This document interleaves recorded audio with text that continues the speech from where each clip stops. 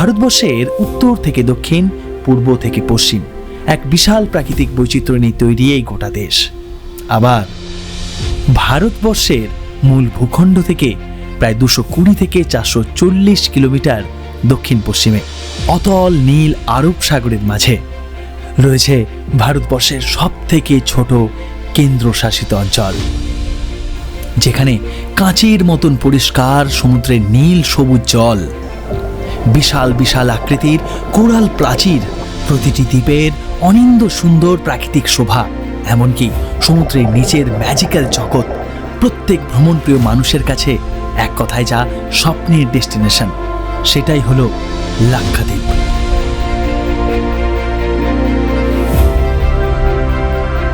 তবে এই লাক্ষাদ্বীপ একটি বা দুটি নয়, প্রায় 36টি ছোট বড় দ্বীপ নিয়ে তৈরি, যাদের মধ্যে মাত্র 10টি দ্বীপেই বর্তমানে মানুষ বসবাস করেন।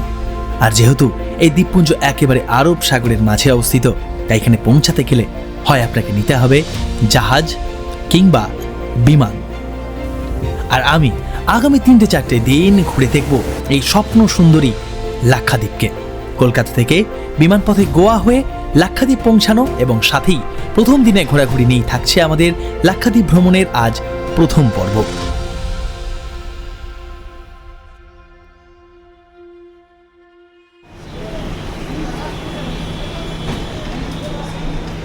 ভোটের গরম গরম খবর শেষ, এবার স্বস্তি নেওয়ার পালা, এবার ছুটির শেষে ছোটা শুরুর পালা। আজ 8 এপ্রিল 2026। আমার গন্তব্য এবারে একেবারে ভারতের দক্ষিণ পশ্চিমের ইউনিয়ন টেরিটরি, মানে সব থেকে ছোট্ট ইউনিয়ন টেরিটরির মধ্যে একটি লাক্ষাদ্বীপ। ভারতবর্ষে এতদিন উত্তর থেকে দক্ষিণ, পূর্ব থেকে পশ্চিম বিভিন্ন রাজ্য, বিভিন্ন ইউনিয়ন টেরিটরি ঘুরলেও লাক্ষাদ্বীপ এর আগে যাওয়া হয়নি। তবে এবারের গন্তব্য সেই নীলাভ সুন্দরী দ্বীপেই। আজকে 8 এপ্রিল, এখন ঠিক বেলা 10:30 পৌনে 11 বাজে। আমার আসতে দেরি হয়ে গিয়েছে। আমার প্রথমে যেতে হবে এর জন্য গোয়া। আপনারা গোয়া কিংবা কোচি এই দুটো জায়গা থেকে লাক্ষাদ্বীপের ট্রিপ শুরু করতে পারেন। আমার গন্তব্য কিন্তু এবারে গোয়া। গোয়া থেকেই আমার আগামীকাল বিমান রয়েছে। তবে এখন অলরেডি ইন্ডিগোর কাউন্টারে এসে আমি চেক ইন ব্যাগেজ দিয়ে দিয়েছি। এবার যাচ্ছি সিকিউরিটি চেকের জন্য। 11:50 আমার বিমান। দুপুরবেলা 2:30টার সময় আমরা নামবো গোয়া ইন্টারন্যাশনাল এয়ারপোর্টে, WM এয়ারপোর্ট যেটা, সেটা সমস্ত ইনফরমেশন থাকছে আজকের এই লাক্ষাদ্বীপের প্রথম পর্বে। আপনারা দেখুন, সঙ্গে থাকুন। বাট তার আগে আপাতত আমি আমাদের যে সিকিউরিটি চেক সেটা সম্পূর্ণ করি। চেক ইন লাগেজ ড্রপ করে সিকিউরিটি চেক সেরেই সোজা চলে এলাম গেট নাম্বার 21-এর সামনে। ওমা, আমি আসার আগেই দেখি প্লেনের বাকি যাত্রীরাও প্রায় সকলেই চলে এসেছেন, কেননা মিনিট 5-এর মধ্যেই শুরু হবে প্লেনের বোর্ডিং।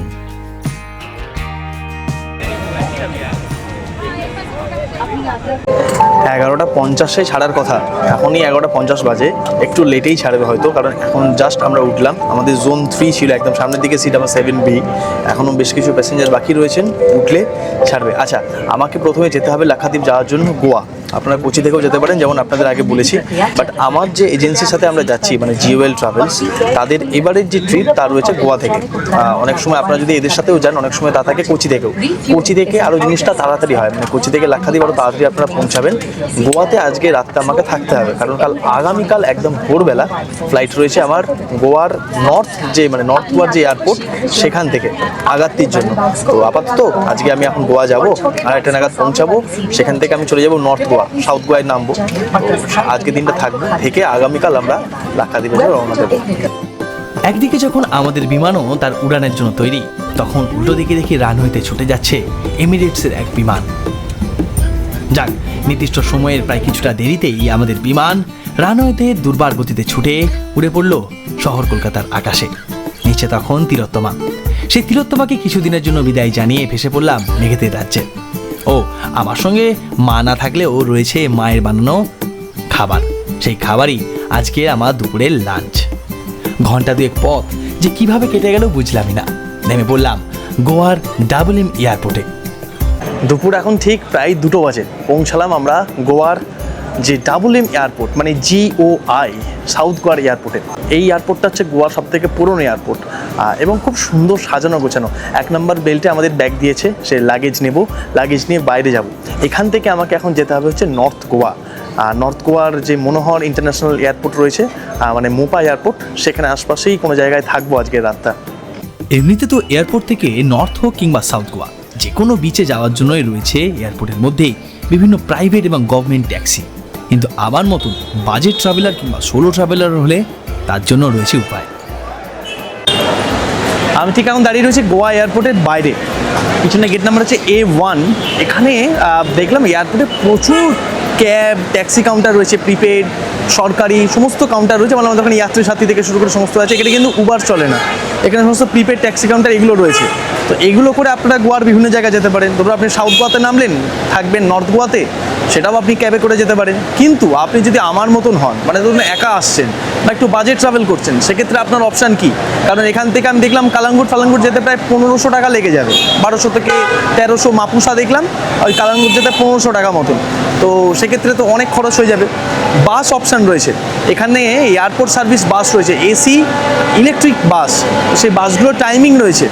এখন যেমন ঠিক বিকাল 4টেই একটা বাস রয়েছে, আমি বাসের টাইমিং আপনাদের দিয়ে দিলাম এই স্ক্রিনে। আপনারা অনলাইনেও টিকিট কাটতে পারেন। এখানে কাদম্ব যে ট্রান্সপোর্ট রয়েছে তাদেরই বাস, অথবা আপনারা রেড বাস থেকেও কাটতে পারেন। A1-এর বাইরেই তাদের একটা কাউন্টার রয়েছে, তবে সেটা বন্ধ। অনলাইনে আপনি রেড বাস কিংবা তাদের যে অফিসিয়াল ওয়েবসাইট সেখান থেকে কাটতে পারেন। দিনের বিভিন্ন সময় এই এয়ারপোর্ট থেকে আপনি সাউথ গোয়ার বিভিন্ন জায়গা কিংবা নর্থ গোয়া কালাঙ্গুট, এটা কিন্তু আপনারা এই বাসে করে যেতে পারেন। তো সেই বাসে টিকিট কেটেছি, টিকিটের মূল্য পড়েছে 200 টাকা। তো বাস আসুক, বাস 3:45-এ এই জায়গাটা আসার কথা, ঠিক A1 এখানে এই জায়গাটা আসার কথা। দেখি বাস আসুক, 1.5 ঘন্টার মধ্যে পৌঁছে যাবো কালাঙ্গুট থেকে আবার আমাকে একটু যেতে হবে। আর মারাত্মক গরম, মানে প্রচুর মানুষ, প্রচুর পর্যটক, সব এই গরমকে উপেক্ষা করেও ঘুরতে এসছে গোয়া। তবে আমার গন্তব্য গোয়া ছাড়িয়ে আরও দক্ষিণ পশ্চিমে, একদম সমুদ্রের মাঝে লাক্ষাদ্বীপ। এই যে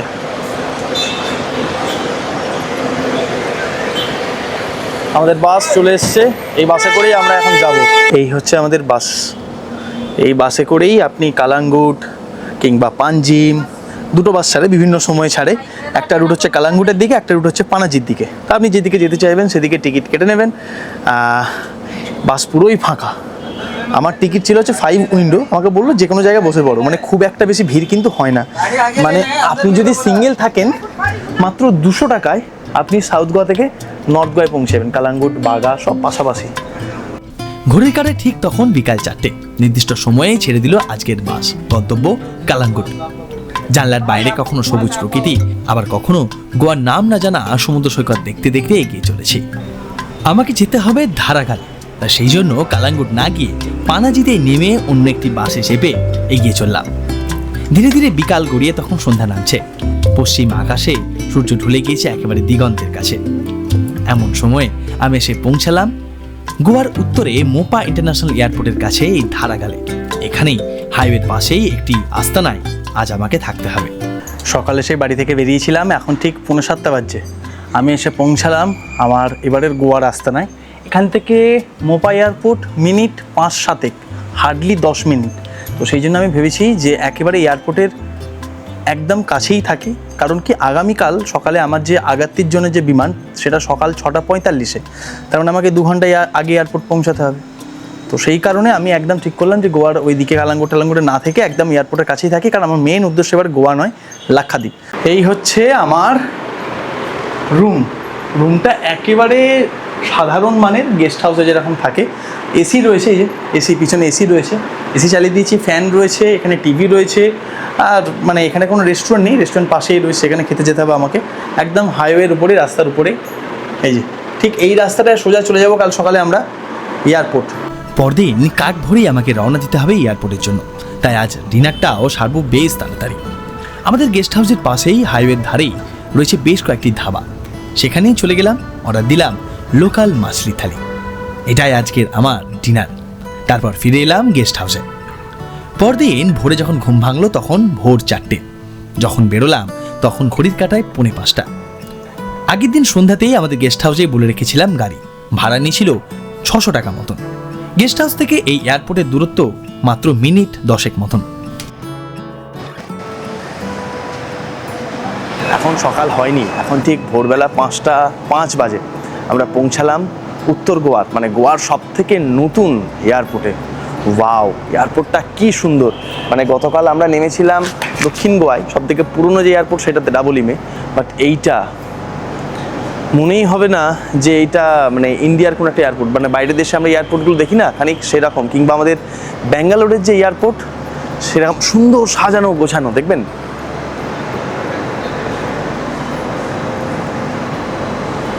আচ্ছা, আমি যে হোটেলে ছিলাম সেই হোটেলে আরও একটি ফ্যামিলি ছিলেন, তারাও আগাত্তি যাচ্ছেন সেম फ्लाइटेই। এই যে एक बार हाई बोल दीजिए ऐसे। आप लोग किधर से? केरला से। केरला से। आप लोगों को भी पहली बार है क्या? हाँ, पहली बार लक्षद्वीप जा रहा हूँ। नींद हुआ आपको? ওনারাও যাচ্ছেন, তো ওনারা আমি গাড়ি শেয়ার করে চলে এলাম এয়ারপোর্টে। 10 মিনিটের রাস্তা, চলিয়ে। আচ্ছা, গোয়া কিংবা কোচি থেকে নিয়মিত ফ্লাই 91-এর বিমান রয়েছে আগাত্তি যাওয়ার জন্য। এয়ারপোর্টে ঢুকেই সোজা চলে গেলাম তাই তাদের কাউন্টারে আমার ব্যাগ চেক ইনে দেওয়ার জন্য। চেক ইন করেই সোজা এবার রওনা দিলাম বোর্ডিং গেটের জন্য। তবে সত্যি বারংবার মুগ্ধ হয়ে যাচ্ছি এই নতুন এয়ারপোর্ট দেখে। এত সুন্দর প্রতিটি কোণা এয়ারপোর্টের, এত সুন্দর করে সাজানো গোছানো, মুগ্ধ হওয়ারই কথা।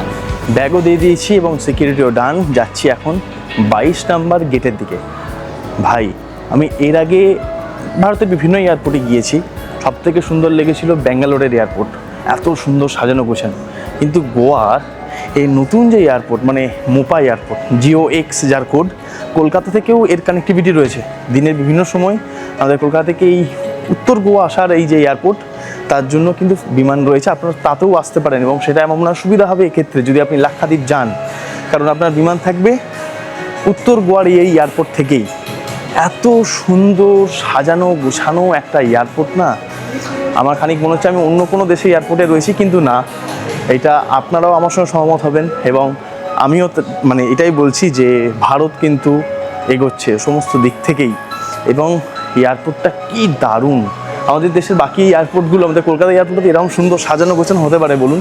চারিদিকে দামি দামি সব স্টোর, এত সুন্দর চারিদিক সাজানো গোছানো, টিপ টপ, বেশ ভালো। আমার বোর্ডিংয়ের বেশ কিছুটা দেরি রয়েছে, তাই ভাবলাম আপনারা যারা আগামী দিনে লাক্ষাদ্বীপ ট্যুর করছেন তাদের জন্য বেশ কিছু জিনিস জেনে রাখা দরকারি, মানে যেগুলো আমি ফেস করেছি বা আপনার আগামী দিনে কাজে লাগবে। আচ্ছা, লাক্ষাদ্বীপ ভারতবর্ষের একটা ইউটি, আমরা সকলেই জানি, একটা দ্বীপপুঞ্জ, অনেকগুলো দ্বীপের সমন্বয়ে লাক্ষাদ্বীপ তৈরি। এই লাক্ষাদ্বীপে মানে আসার দুটো উপায় রয়েছে, একটা হচ্ছে সমুদ্রম প্যাকেজ আর একটা হচ্ছে ল্যান্ড প্যাকেজ। সমুদ্রম প্যাকেজটা কি?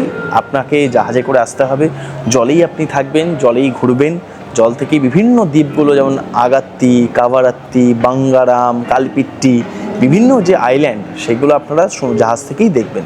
আরেকটা হচ্ছে, যেটা আমি যাচ্ছি, সেটা হচ্ছে ল্যান্ড প্যাকেজ। আপনি লাক্ষাদ্বীপে আসবেন বাই ফ্লাইট, গোয়া হোক কিংবা কোচি থেকে, সেই লাক্ষাদ্বীপে নেমে বিভিন্ন আইল্যান্ড ঘুরবেন। যেমন আমরা আন্দামানে ঘুরি না, ধরুন আমরা পোর্ট ব্লেয়ার এলাম, পোর্ট ব্লেয়ার থেকে হ্যাভলক যাচ্ছি, হ্যাভলক থেকে নীল যাচ্ছি, ঠিক সেরকম এখানে আগাত্তি আসতে হবে। আগাত্তিতে বিমানবন্দর রয়েছে, আগাত্তিয়া ঘুরলেন, আগাত্তির পর কাভারাত্তি, কালপিট্টি, বাঙ্গারাম, যেটা সব থেকে কস্টলি এই লাক্ষাদ্বীপের। এই সব আইল্যান্ডগুলো ঘুরতে গেলে কিন্তু আপনার লাগবে PCC, মানে একটা পারমিট লাগবে। আর এই পারমিট পাওয়ার জন্য আপনাকে করতে হবে হচ্ছে পুলিশ ভেরিফিকেশান। তো আমিও কিন্তু পুলিশ ভেরিফিকেশান করিয়েছি, আমাদের ওয়েস্ট বেঙ্গল পুলিশের যে পুলিশ ভেরিফিকেশান সাইট, সেটা আমি দিয়ে দেবো, খুব ইজি। সেখানে ওই ওয়েস্ট বেঙ্গল পুলিশের যে সাইট পুলিশ ভেরিফিকেশানে, সেখানে যাবেন, ফর্মটা ফিল আপ করবেন। আপনি যে এজেন্সির সঙ্গে লাক্ষাদ্বীপ আসছেন তাদেরও কিছু ডিটেলস ওখানে দিতে হয়, ওরা একটা ইনভিটেশন লেটার পাঠায়, সেটাও ওখানে আপলোড করতে হয়। আপনার কিছু বেসিক ডকুমেন্টস লাগে, তারপর একটা থানায় একদিন আপনাকে ডাকবে, আপনার জাস্ট ডকুমেন্টসগুলো হার্ড কপি নেবে, তারপর কিছুদিনের মধ্যে পেয়ে যাবেন আপনার যে পুলিশ ভেরিফিকেশান কমপ্লিট হয়েছে তার একটা সার্টিফিকেট। সেইটা এবার কোম্পানিকে দেবেন, এজেন্সি যার সাথে লাক্ষাদ্বীপ যাচ্ছেন তারা এবার আপনাকে কিছুদিনের মধ্যে একটা PCC পাঠিয়ে দেবে যে আপনার পারমিট ডান। তবে বর্তমানে মানে আমিও কিন্তু অ্যাপ্লাই করেছি, আমার কাছেও কিন্তু PCC রয়েছে। তবে এখন যখন যাচ্ছি আমি লাক্ষাদ্বীপ, শুনলাম এই PCC নাকি উঠে গিয়েছে। তার মানে আপনার আগামী দিনে আসতে গেলে কিন্তু PCC লাগছে না। তবে আপনার কিছু বেসিক ডকুমেন্ট লাগবে, যেটা আপনার এজেন্সিকে দিতে হবে, এজেন্সি একটা পারমিট আপনাকে দেবে। সেই পারমিটটা আমার দেখতে চাইলে হচ্ছে এখানে যখন আমি ব্যাগ দিচ্ছিলাম কাউন্টারে, ঠিক সেইখানে আপনার পারমিটটা ওনারা দেখতে চাইবেন যে আপনি যাচ্ছেন, আপনার কাছে পারমিশন রয়েছে লাক্ষাদ্বীপ যাওয়ার। আমি এবারে লাক্ষাদ্বীপ যাচ্ছি GOL ট্রাভেলসের সাথে। GOL ট্রাভেলস কোচির একটা কোম্পানি, তাদের মাধ্যমেই আমার এবারের এই লাক্ষাদ্বীপ ট্রিপ। বিভিন্ন ট্যুর প্যাকেজ রয়েছে, কাস্টমাইজ ট্যুর প্যাকেজ বিভিন্ন আইল্যান্ডের। তবে আমি যে এই 3 রাত 4 দিন যাচ্ছি, থাকবো কেবলমাত্র আগাত্তিতেই। সেখান থেকে বিভিন্ন জায়গা ঘুরবো, বিভিন্ন ওয়াটার অ্যাক্টিভিটিস করবো এই। বাট এখন কিন্তু ঠিক আন্দামান যাওয়ার মতোই সহজ হয়ে গিয়েছে এই লাক্ষাদ্বীপ যাওয়া। লাক্ষাদ্বীপ আমাদের ভারতবর্ষের মানুষদের কাছে, পর্যটকদের কাছে এখন দারুণ একটা ড্রিম ডেস্টিনেশন। কারণ যারা ওই বাজেটের কারণে মালদ্বীপ যেতে পারছি না, কিন্তু ওই রকম একটা ফিল চায়, ওই রকম সমুদ্রের মাঝখানে থাকতে, আইল্যান্ডে থাকতে চায়, তাদের জন্য কিন্তু লাক্ষাদ্বীপ অসাধারণ। কারণ লাক্ষাদ্বীপ মালদ্বীপ খুবই কাছাকাছি। যে ওশিয়ান, সেই ওশিয়ানটাও কিন্তু একই ওশিয়ান, তাই জলের রং বলুন, কোরালস বলুন, স্কুবা ডাইভিং এক্সপিরিয়েন্স বলুন, সমস্ত কিছু কিন্তু এই লাক্ষাদ্বীপ এবং মালদ্বীপে অলমোস্ট একই। আমি মালদ্বীপ যাইনি, বাট যতটুকু শুনেছি, যতটুকু বুঝেছি, ততটুকু আপনার সঙ্গে শেয়ার করছি। আগামী দিনে মালদ্বীপ গেলে এই দুটো তফাৎটাও আমি আপনাদের বলতে পারবো। ইতিমধ্যেই আমাদের বোর্ডিং গেটও তৈরি, তাই সোজা চলে গেলাম বোর্ডিং করিয়ে বাসে। এই বাসই আমাদের এখন নিয়ে যাবে আমাদের বিমানের কাছে। আবার দেখুন, ইতিমধ্যেই পূর্ব দিক রাঙা করে উঠে গিয়েছে এক নতুন দিনের সূর্য।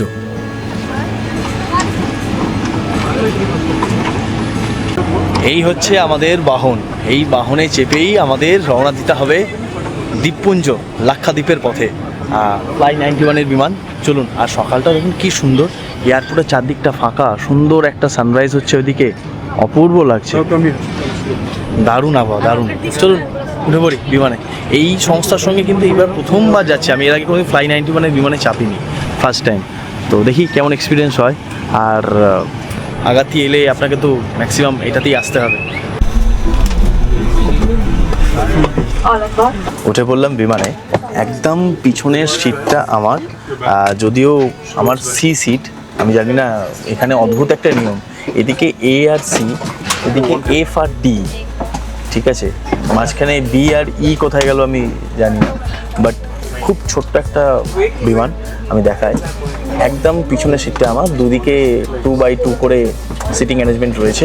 খাওয়া দাওয়াও দেখলাম উঠলো, মানে টিকিটের সঙ্গে ইনক্লুড নেই, আপনি চাইলে খাবার নিতে পারেন।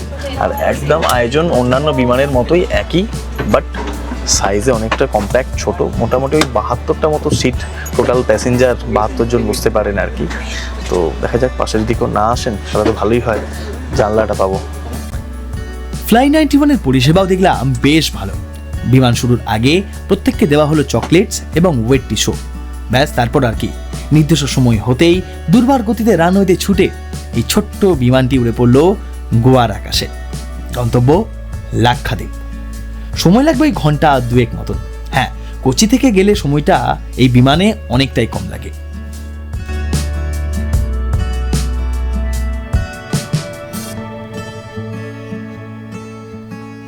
হয়ে গেল আমাদের বিমান, আর নিচে এখন ছাপোড়া নদী, পূর্ব আকাশে এক নতুন দিনের সূর্য, আর একদম ছাপোড়া নদী এসে মিশেছে সমুদ্রের সাথে। দারুণ লাগছে দেখতে, বিভিন্ন ছোট ছোট ছোট ছোট সব নদী, আর সমুদ্রের বীচগুলো খুব দারুণ, খুব দারুণ, দারুণ সুন্দর। ওয়াও। আরও একটা জিনিস দেখলাম কিন্তু আমার, যেটা খুব মানে পার্সোনালি যেটা ভালো লাগলো, সেটা হচ্ছে এখানে আমরা তো দেখুন বিভিন্ন এয়ারলাইন্স যখন উঠি, তখন এখানে তো বিভিন্ন রকম ম্যাগাজিন থাকে, এখানেও কিন্তু ম্যাগাজিন রয়েছে। তবে কি ম্যাগাজিন জানেন?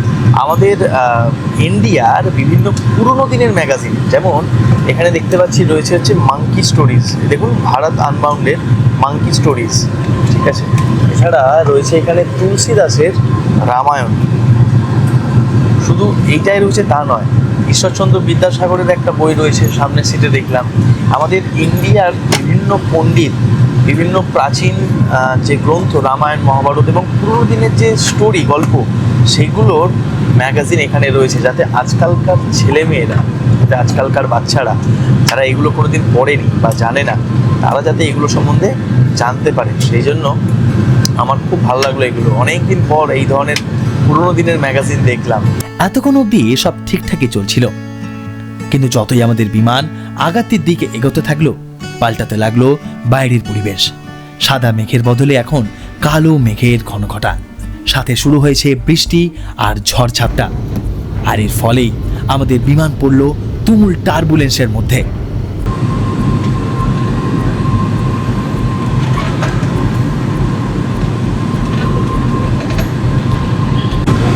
আমরা ল্যান্ড করছি আগাতিতে, কিন্তু এখানে ওয়েদার এতটাই খারাপ, এতটাই মেঘ, ভয়ঙ্কর টার্বুলেন্স হচ্ছে, মানে প্লেন রীতিমতো এক্ষুনি মানে এত ঝাঁকুনি দিচ্ছিল। এই যে আবার শুরু হলো, বলেই দিল যে তীব্র টার্বুলেন্স হবে। এই দেখুন আর বাইরের অবস্থা দেখবেন, পুরো মেঘের মধ্যে দিয়ে যাচ্ছি আমরা এখন, পুরোটাই মেঘ, কিচ্ছু দেখা যাচ্ছে না। আর নিচে পুরো সমুদ্র, ভয়ঙ্কর। যদিও এতক্ষণে আমরা পৌঁছে গেছি লাক্ষাদ্বীপে, নিচে দেখা যাচ্ছে আগাত্তি, কিন্তু এই পরিবেশে এই ঝড়ঝাপটার মধ্যে কোনোভাবেই বিমান নামানো সম্ভব নয়। আবহাওয়া এখানে এতটাই খারাপ, এইমাত্র অ্যানাউন্সমেন্ট হলো, ক্যাপ্টেন যিনি রয়েছেন তিনি অ্যানাউন্স করলেন যে ওখানে এত থান্ডারস্টর্ম হচ্ছে, এত ক্রস উইন্ড চলছে, এত বৃষ্টি হচ্ছে, এত টার্বুলেন্স, কোনোভাবেই দুবার ট্রাই করলেন ওনারা, কোনোভাবেই ওনারা আগাত্তি এয়ারপোর্টে প্লেন নামাতে পারছেন না। সেই জন্য ওনারা ডিসিশন নিয়েছেন যে ফ্লাইট সোজা নিয়ে চলে যাওয়া হচ্ছে এখন কোচিতে। ভাই বুঝতে পারছি না, মনে হচ্ছে এবারে লাক্ষাদ্বীপ কপালে নেই আমার। ফ্লাইট নিয়ে যাওয়া হচ্ছে এখন কোচিতে, আমরা নামতে পারছি না আগাত্তি লাক্ষাদ্বীপে। ওখানে গিয়ে কিছু ডিসিশন একটা হবে, এখান থেকে এখনো 50 মিনিট লাগবে কোচি যেতে। আবার এত সুন্দর একটা ঘুরতে আসার সময় কেউ যেটা আশা করেন না, সেটাই হচ্ছে আজ আমাদের সাথে। শুধু আমারই না, এই বিমানের প্রত্যেকটা মানুষের মন তখন আমার মতোই খারাপ, আর চিন্তাও তখন একরাশ, কি হবে আর কি হবে না। সবার আগে সেফটি, তাই বিমান কর্তৃপক্ষের অর্ডার অনুসারে আমাদের বিমান তখন ঘুরে গিয়েছে কেরালার কোচির পথে। সময় লাগছে প্রায় 55 মিনিট মতন। ওই যে নিচে দেখা যায় ভগবানের নিজস্ব দেশ কেরালা। ভাবুন কোথায় পৌঁছানোর কথা, আর আমরা কোথায় এখন পৌঁছালাম। লাক্ষাদ্বীপের বদলে নামছি এখন কোচির বিমানবন্দরে। বুঝুন, এই হচ্ছে কপাল, কোথায় নামার কথা ছিল আর কোথায় নামলাম। নামার কথা লাক্ষাদ্বীপের আগাত্তিতে, ভাগ্য টেনে নিয়ে চলে এলো কেরালার কোচিতে। আপনাদের সকলকে স্বাগতম কোচিতে।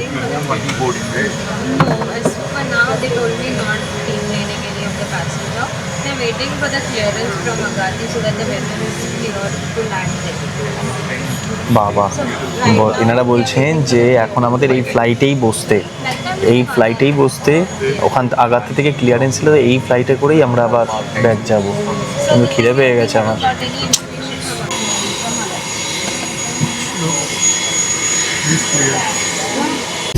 আগের ভিডিও আর এই ভিডিওর মাঝখানে কেটে গিয়েছে প্রায় 8 ঘন্টার বেশি সময়। এখন 12:15 বাজে।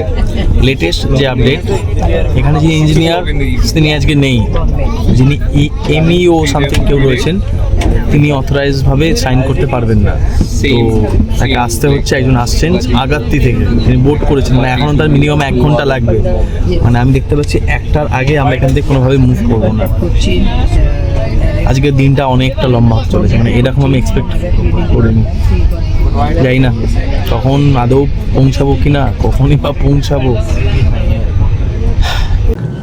এতক্ষণ একটা সুখবর পাওয়া গিয়েছে এবং এখন 2:45 বাজছে। আমরা এখানে যখন ল্যান্ড করেছিলাম কোচিতে তখন বাজছিল সকাল 10টা থেকে 11টা, 12টা, 1টা, 2টো, প্রায় 4 ঘন্টা আমরা এখানে ওয়েট করলাম। যার আসার কথা ছিল তিনি এলেন, একটা সাইন করলেন। আজ বুঝলাম ভাই, জীবনে একটা সাইন করা কতটা দামি হতে পারে। তো যাক, আপাতত আমরা রওনা দিচ্ছি ঠাকুরের নাম নিয়ে এখান থেকে, মানে কোচি থেকে আগাত্তি। 1 ঘন্টা 5-10 মিনিট মতো সময় লাগবে পৌঁছে যাবো। দেখা যাক, বাকিটা এবার ভগবানের উপর আর আবহাওয়ার উপর নির্ভর করছে। বাট আজ যা ফাঁসলাম, আজ যে অভিজ্ঞতা হলো, এটা মনে থাকবে সারা জীবন। তো এইরকম হতে পারে আপনাদের ক্ষেত্রেও, কারণ আইল্যান্ডের আবহাওয়ার কথা কিছু বলা যায় না। সেই জন্য তৈরি থাকবেন মেন্টালি এবং ফিজিক্যালি। চলুন ঠাকুরের নাম নিয়ে রওনা দিই। জয় জগন্নাথ। কোচি থেকে বিমান ছাড়তেই মাত্র মিনিট 45 মতন সময় লাগলো। ভগবানের নিজস্ব দেশকে পিছনে ফেলে এখন আমাদের বিমানের নিচে অতল নীল আরব সাগর, আর আবহাওয়া সকালের থেকে এখন অনেক বেশি পরিষ্কার। তাই বিমান থেকেই নিচে দেখা যাচ্ছে আরব সাগরের বুকে ভেসে থাকা ছোট ছোট দ্বীপগুলি। আরও কিছুটা পথ এগোতেই চোখে পড়ল আরব সাগরের বুকে সেই পরিচিত বিশাল প্রবাল প্রাচীর, সাথেই পাল্টে গেল জলের রং। বুঝলাম আমরা পৌঁছে গেছি ভারতবর্ষের একেবারে দক্ষিণ পশ্চিমে আরব সাগরের বুকে ভেসে থাকা প্রায় 36টি ছোট বড় দ্বীপ নিয়ে তৈরি কাঙ্ক্ষিত লাক্ষাদ্বীপে।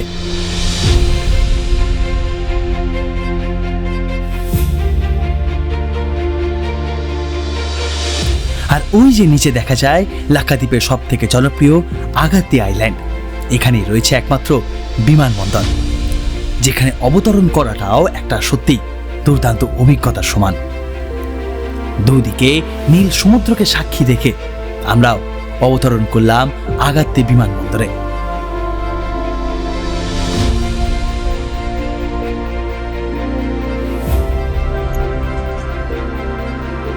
চারিদিকে নীলাভ সুন্দরী সমুদ্রের মাঝে একটা দ্বীপপুঞ্জ লাক্ষাদ্বীপ।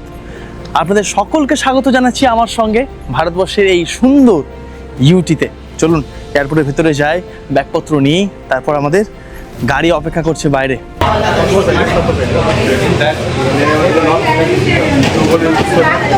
এয়ারপোর্টের বাইরে বেরোলাম, বেরোতেই দেখলাম সামনে দাঁড়িয়ে রয়েছে আমাদের গাড়ি। এই গাড়ি করেই এখন আমি যাব আমাদের রিসর্টে, আর এই গাড়ি করেই ঘুরবো আমাদের লাক্ষাদ্বীপের। এই টোটাল ট্যুরটা হবে আমাদের এই গাড়িতেই। জিওএল ট্রাভেলসের সাথে আমরা যে ট্রিপটা করছি তাদের এই পুরো প্যাকেজের মধ্যেই সমস্ত কিছু ইনক্লুডিং পিক আপ ড্রপ সমস্ত কিছু। চলুন আর দেরি করবো না, উঠে পড়ি গাড়িতে, চালিয়ে আতে। আর এখানে চারিদিকে দেখছি খালি নীল জল আর নীল জল। এয়ারপোর্ট থেকে বেরোলাম, এদিকেও নীল জল, ওইদিকেও নীল জল, সমস্ত ঘোরাবো আপনাদের। আমি ভীষণ এক্সাইটেড আপনাদের নিয়ে এই সুন্দর ভারতবর্ষের ইউটি লাক্ষাদ্বীপ ঘুরে দেখবার জন্য। চলুন তার আগে উঠে পড়ি। উঠে পড়লাম গাড়িতে, রওনা দিলাম রিসর্ট যাওয়ার জন্য।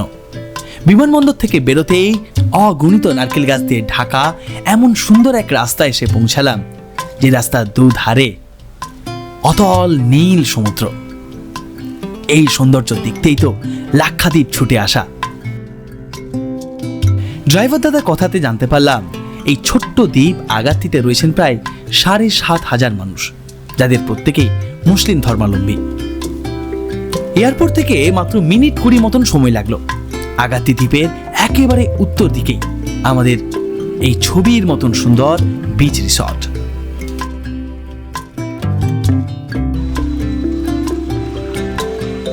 বাপরে বাপ, সাতকাণ্ড করে শেষমেশ এসে পৌঁছালাম লাক্ষাদ্বীপ, এবং যেটা দেখার জন্য আসা, ওয়াও! আমরা পৌঁছে গেছি আমাদের রিসর্টে। এই রিসর্টেই আমরা থাকবো 3 দিন এবং এনজয় করব গোটা আগাত্তি, গোটা লাক্ষাদ্বীপ। গোটা লাক্ষাদ্বীপটা পারছি না এবছর, মানে এইবারের ট্রিপে আমি শুধু মানে এক্সপ্লোর করছি আগাত্তি। পরের বারে নিশ্চয়ই বাকি আইল্যান্ডগুলো আপনাদের সঙ্গে এক্সপ্লোর করব। বাট আমাদের রিসর্টটা কি দেখতে চান? Your name? My name is Tanzim. Tanzim ভাই। And here is our resort? Yeah, here it is. You can just ভাবুন, এই হচ্ছে বিচ। সবটা দেখাবো আপনাদের। আপাতত রুমে যাই। This is a beach. হ্যাঁ, This is the view. Okay, great. সাদা বালির একটা বিচ, মানে এখানে শুয়ে থাকলে তো মনে হয় সময় কেটে যাবে। যারা নতুন বিয়ে করে হানিমুনে আসবেন ভাবছেন, এর থেকে ভালো জায়গা আমি আর আপনাদের সাজেস্ট করতে পারলাম না। ভেরি সরি, প্রথম দেখাতেই বলে দিলাম। আর রিসর্টও এই যে হচ্ছে রিসর্ট, এই হচ্ছে আমাদের রুম। আপনাদের আগের রুমটা আমাদের রিসর্টের সুন্দর করে ঘুরিয়ে দেখায়, অভূত সুন্দর। মানে আপনি এখানে আসলে আমার মতোই এই রিসর্টটার, এই জায়গাটার প্রেমে পড়ে যাবেন, বাধ্য প্রেমে পড়তে। তার বিভিন্ন কারণ রয়েছে। 1 নম্বর প্রধান কারণ লোকেশন। একদম সমুদ্রের উপরে সাদা বালির ছোট্ট একটা বিচ, তার উপরেই এই রিসর্টটা। কি অসাধারণ সুন্দর, নারকেল গাছ দিয়ে ঘেরা, বিভিন্ন দোলনা রয়েছে সেখানে। এবার আসি আমাদের রিসর্টের রুমে, আপনাদের দেখাই। এই হচ্ছে রিসর্ট, ঠিক আছে? এই হচ্ছে রিসর্ট। এখানে পরপর অনেকগুলো কটেজেস রয়েছে, তার মধ্যে এই কটেজ আমার। সব থেকে প্রথমে যেটা নজর কাড়লো সেটা হচ্ছে, যেহেতু আমাদের পা বালি বালি হয়ে যায়, তো সেই জন্য প্রথমেই মানে এখানে ঢোকার সঙ্গে সঙ্গেই আপনি সামনে পেয়ে যাবেন একটা হ্যান্ড শাওয়ার, যেখানে আপনি পাটা ধুয়ে নিতে পারেন। তারপর এখানে বসবার জন্য রয়েছে বিন ব্যাগ, এবং তার পাশে এখানে শু র্যাক রয়েছে। এটা 2 নম্বর কটেজ। আর এখানে রয়েছে আমাদের রুম। একটা সুন্দর সাজানো গোছানো একটা কটেজ। টিভি রয়েছে, ব্যাগপত্র জিনিসপত্র রাখার জন্য জায়গা রয়েছে, ফ্যান, এসি তো রয়েছেই। পুরো জায়গাটা খুবই মানে পুরো রুমটা ভীষণ প্রিমিয়াম, ভীষণ ডিলাক্স। যত রকমের নেসেসারি টি কিট থেকে শুরু করে সমস্ত কিছু এখানে রয়েছে। আচ্ছা, এখানে মিনি বার রয়েছে, একটা মিনি ফ্রিজ, ব্যাগপত্র রয়েছে এখানে, আর সুন্দর বিছানা। মানে ভাবুন, আপনি শুধু ভাবুন, হ্যাঁ, আপনি হানিমুনে এসেছেন, আপনি আপনার ওয়াইফ রুমে আছেন, বাইরে যাওয়ার দরকার নেই, কারণ রুম থেকেই সামনে এরকম পাবেন সুন্দর সমুদ্রের ভিউ। আর কি চাই? মধুচন্দ্রিমার জন্য বেস্ট। তাছাড়াও আমার মতন একাও আসতে পারেন, বন্ধুবান্ধব নিয়ে আসতে পারেন, পরিবার নিয়ে আসতে পারেন। ভীষণ সুন্দর, যারা সমুদ্র ভালোবাসেন। আমি একজন পাহাড় প্রেমিক, আপাদমস্তক পাহাড় প্রেমিক, কিন্তু যেহেতু আমার নাম সৈকত, দাঁড়িয়ে রয়েছে এখন লাক্ষাদ্বীপের সৈকতে, সমুদ্রকে আমি কষ্ট দিতে পারি না। খুব শান্ত শিষ্ট একটা জায়গা, দারুণ লাগছে দেখুন। আচ্ছা, রুম তো গেল, তারপরে এখানে ড্রেসিং টেবিল রয়েছে, সমস্ত এসেন্সিয়াল কিটস রয়েছে, এবং আমরা যে ট্রাভেল এজেন্সির সাথে, আমরা যে কোম্পানির সাথে এবারে লাক্ষাদ্বীপ ট্রিপ করছি তা হলো GOL ট্রাভেলস। এটি একটি কোচির কোম্পানি। তারা সারা বছর লাক্ষাদ্বীপের এরকম ট্রিপ করায়, বিভিন্ন আইল্যান্ডে ট্রিপ করায়। আমি যে শুধু আগাত্তি এসে শুধু আগাত্তি না, কাওয়ারাত্তি, বাঙ্গারাম, থিন্নাকারা, যে কোনো আইল্যান্ডে আপনি যাবেন তারা আপনাকে ট্যুর করিয়ে দেবে, সেটা সমস্যা নয়। তাদের কন্ট্যাক্ট ডিটেলস আমি ডিসক্রিপশানে দিয়ে তো রাখলাম। এই হচ্ছে ওয়াশরুম, বড় সুন্দর সাজানো গোছানো একটা ওয়াশরুম, সমস্ত আয়োজন রয়েছে এখানে। দারুণ না? আমরা ফ্রেশ হই। আচ্ছা, এমনিতে আপনার প্যাকেজে এই যে ফ্লাইট তো রয়েছেই, পিক আপ ড্রপ রয়েছে, তাছাড়া আপনি পৌঁছে যাবেন সকাল 9টার মধ্যেই এই আগাত্তিতে। তো সেদিনকে মানে ডে 1-এর ব্রেকফাস্ট থেকে আপনার প্যাকেজ স্টার্ট হবে। প্রথমে ব্রেকফাস্ট, তারপর লাঞ্চ, এভাবে চলতে থাকবে। কিন্তু আমার ক্ষেত্রে একটু উল্টো, তার কারণ হচ্ছে আমরা ব্রেকফাস্ট টাইমে পৌঁছাইনি, লাঞ্চ টাইমে পৌঁছাইনি, বিকেল 4টে এসে পৌঁছেছি, স্কিপ করতে হবে। দেখ, আমি একটু ফ্রেশ হয়ে নিই, ফ্রেশ হয়ে আমরা বেরোবো আগাত্তি ঘুরতে। প্রায় 10 কিলোমিটার দীর্ঘ এই ছোট্ট দ্বীপ আগাত্তির অভ্যন্তরে রয়েছে অগণিত সবুজ নারকেল গাছ। ঠিক তেমনি এই আগাত্তি আইল্যান্ডকে ঘিরে রয়েছে চারিদিকে এক বিশাল কোরাল বলয়। কি সেই বলয়, কিভাবে বা তৈরি হয়েছে, সেই সমস্ত ইতিহাস জানবো আগামী পর্বে। আর এই দ্বীপের চারিদিকে রয়েছে বিভিন্ন রকমের সমুদ্র সৈকত, সেগুলো ঘুরবো কালকে। তবে এখন আমরা চলেছি হোটেল থেকে গাড়ি নিয়ে সোজা পূর্ব দিকের জেটি ঘাটে। अच्छा, আমার সাথে আছে, আপনার নাম क्या बोला? जब्बा। जब्बा भाई हमार सारथी एबार लक्षद्वीपे। एक बार हाई बोल दीजिए जब्बा भाई। कैसे हैं आप? बढ़िया है? তো এখানকার মানুষজন খুব ভালো। এখানে 100% মুসলিম এই যারা রয়েছেন সকলেই। আমরা এখন দেখতে এলাম হচ্ছে ইস্টার্ন ফেরি ঘাট। আপনাদের বলছিলাম না জলের রং দেখাবো, আপনাদের জলের রংটা দেখায় দেখুন। ওয়াও, কি ক্রিস্টাল ক্লিয়ার ওয়াটার, মানে সমস্ত কিছু দেখা যাচ্ছে নিচে জলে, দারুণ। আর এদিকে পশ্চিম আকাশে সূর্যের রশ্মিটা পড়েছে, অপূর্ব লাগছে দেখুন এখান থেকে দেখতে। একের পর এক ঢেউ ভেঙে পড়ছে এবং কি পরিষ্কার জল, যেটা দেখবার জন্য লাক্ষাদ্বীপ আসা।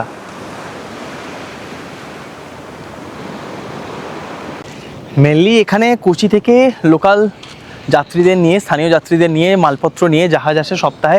উইক মে 2 बार বলেন না আপনি? हाँ 2 बार 1 बार है। হ্যাঁ, সপ্তাহে 2 কি 1টা জাহাজ এখানে আসে। সেই জাহাজ দাঁড়ানোর জায়গা এই পূর্ব দিকের জেটি ঘাট। জলের রং এখানে, প্রথমে আমরা যখন ওখানে গেলাম ওখানে হালকা একটা গ্রিন ভাইব ছিল, তারপর আস্তে আস্তে একদম এখন ডিপ নীল হয়ে গিয়েছে।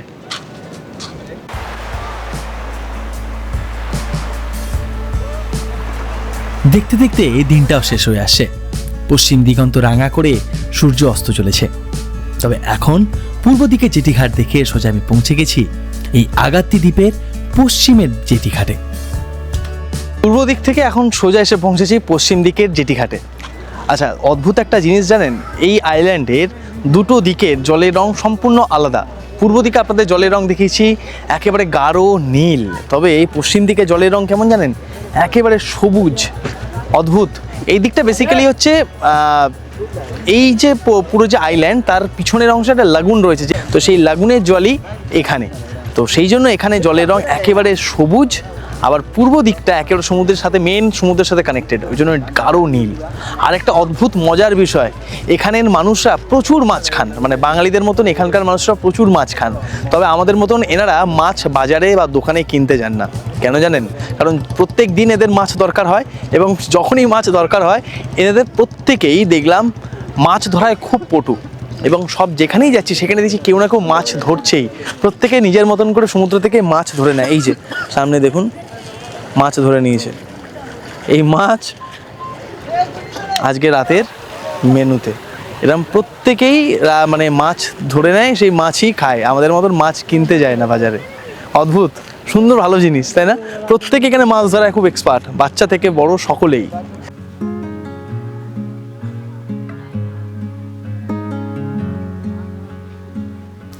এরপর সেদিন ঘোরাঘুরির পর্ব মিটলে গোধূলি বেলায় ফিরে আসি আবারও আমাদের রিসর্টে। রিসর্টের অবস্থানটা এতটাই সুন্দর, সামনে রয়েছে প্রাইভেট বিচ, এখান থেকেই বসে দেখতে পারেন সানসেটের দারুণ সুন্দর দৃশ্য।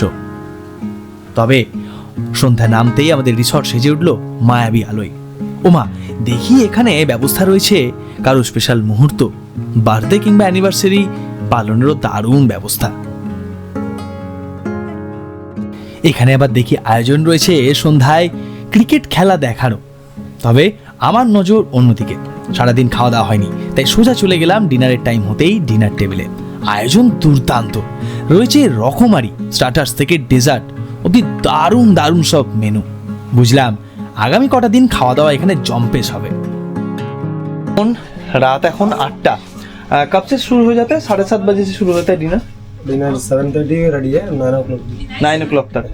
তো রাত 9টা অবধি এখানে ডিনার চলে, সন্ধ্যে 7:30 থেকে। আয়োজন দুর্দান্ত এবং বসার জায়গাটাও দুর্দান্ত, একদম বিচ ফ্রন্ট এরিয়া রয়েছে, সেখানে আপনি বসতে পারেন, ঠিক আছে। অথবা এনাদের ছোট্ট সুন্দর একটা সাজানো গোছানো রেস্টুরেন্ট রয়েছে, সেখানেও কিন্তু বসে আপনি খাওয়া দাওয়া করতে পারেন। ব্রেকফাস্ট, লাঞ্চ, ডিনার সমস্ত কিছু এখানে, এবং সমস্তটাই আমাদের প্যাকেজের মধ্যে। খাবারের আয়োজন স্টার্টার থেকে ডেজার্ট সব রয়েছে, ভেজ নন ভেজ যেরকম চান সব রকম অপশানস আপনার জন্য এখানে রয়েছে। আর খাবারের টেক্সচার আর মানে গন্ধ, সুগন্ধি বলে দিচ্ছে খাবার কতটা টেস্টি হবে। সকালে ব্রেকফাস্ট লাঞ্চ তো হয়নি আজকে দুর্ভাগ্যবশত, না আপনারা সেটা করবেন। বাট আপাতত আমি এখন ডিনারটা সেরে নিই ঝটপট, কারণ কিচ্ছু খাইনি, এখন খেতে হবে পেট ভরে। এই হচ্ছে আমার খাওয়া, রাতের ডিনার। আরও নেব, আগে এইটুকু দিয়ে স্টার্ট করি। আর ওইখানে চলছে IPL ম্যাচ, বন্ধু বান্ধবরা মিলে এলে দারুণ মজা হবে কিন্তু ওখানে। এভাবেই শেষ হলো আমার লাক্ষাদ্বীপ ভ্রমণের প্রথম পর্বের গল্প। দ্বিতীয় এবং শেষ পর্বের গল্প নিয়ে ফিরছি খুব শিগগিরই। ভিডিওটি ভালো লেগে থাকলে অবশ্যই লাইক করে, চ্যানেলে নতুন সাবস্ক্রাইব করে পাশে থাকার একান্ত আর্জি জানাচ্ছি। দেখা হচ্ছে পরের পর্বে।